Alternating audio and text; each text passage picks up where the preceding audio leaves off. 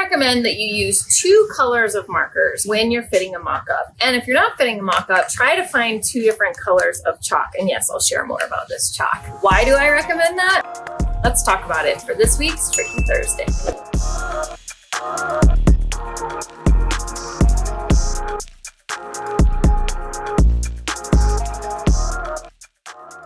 Welcome back to my channel. My name is Trisha Camacho. I'm your pattern nerd friend. I am the owner of Creative Costume Academy, where I have found it is my mission to share pattern making tips with you, or anything that will help you along your pattern journey, because I love pattern making. I love the power that it brings, and I want everyone to love it along with me and not be scared of it. Let's eradicate that stigma. In these little weekly Tricky Thursdays, I share a tip or trick with you that I have learned along my career being a professional costume maker. Today, I want to talk about why I recommend we use 2 different colors of marker or have them available if you are doing a mock-up fitting. If you are doing a mock-up fitting, try to have 2 different colors of chalk. Let's talk about the chalk first, because I know you guys are going to want to know.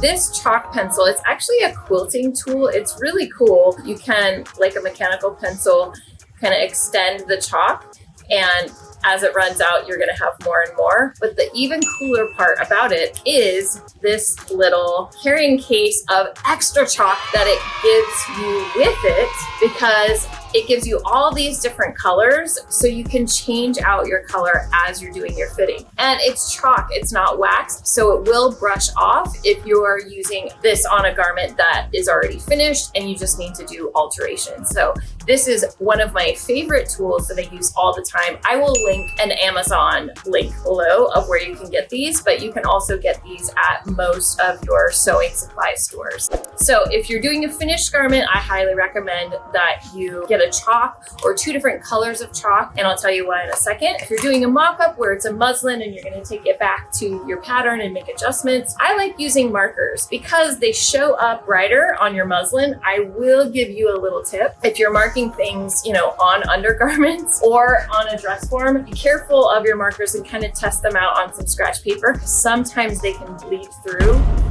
I've kind of marked a lot of dress forms in my day and I've had some students ruin some bras. So do be careful with the markers, but I do like using them. You could also use ballpoint pens, pencils, anything like that. I just like the markers because they're bright. I can really see what I'm doing, especially if I'm fitting on myself, so I can see it in the mirror. It helps me a little bit better. The reason that I suggest that you have 2 different colors is, I don't know about you, but when I'm doing a fitting, sometimes I'm rushed or I don't have very much time, and I'm kind of looking at different things. And the longer you look at it, things kind of change. Or as you pin one thing, something you have marked earlier doesn't read the same way anymore. So things can kind of change as you go through, but you've used a marker to mark the line that you want. Let me show you on an example closer up on Isabel, by the way.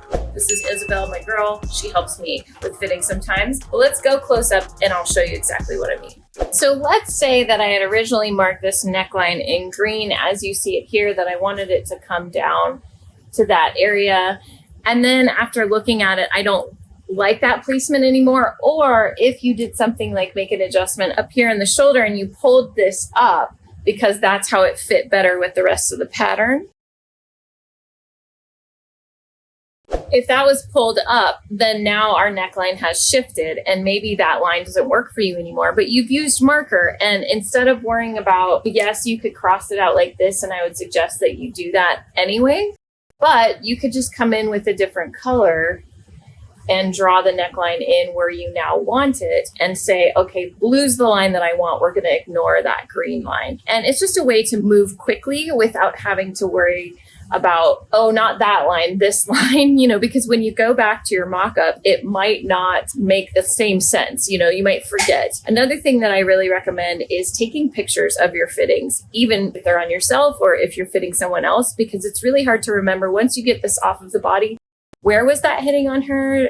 Do I want it quite that low? And you can make those adjustments as well. That's why I recommend 2 different colors so that you can make adjustments if you need. And chalk works the same way. So I know this was a quick little tip, but hopefully you found it helpful. If you are not a mock-up person just yet, I do have some other videos on my channel where I talk about why I think it's a great idea to do a mock-up and how it makes it easier to make pattern adjustments back to your pattern. If you could take a mock-up like this and lay it onto your pattern and do other tweaks to make it easier for you. If you're not into the marker and you're scared of those, I would highly recommend getting this chalk pencil if it's something that you want to end up wearing, because yeah, the marker's not going to wash out. But 2 colors is really the key. That's the point I want to take home here. That's what's really helpful for you. Fittings can be, especially when you're fitting other people and you're on their time, you're not sure what to do. Anything that you can do to make that fitting process go a little bit faster is going to help. But this also works on yourself as well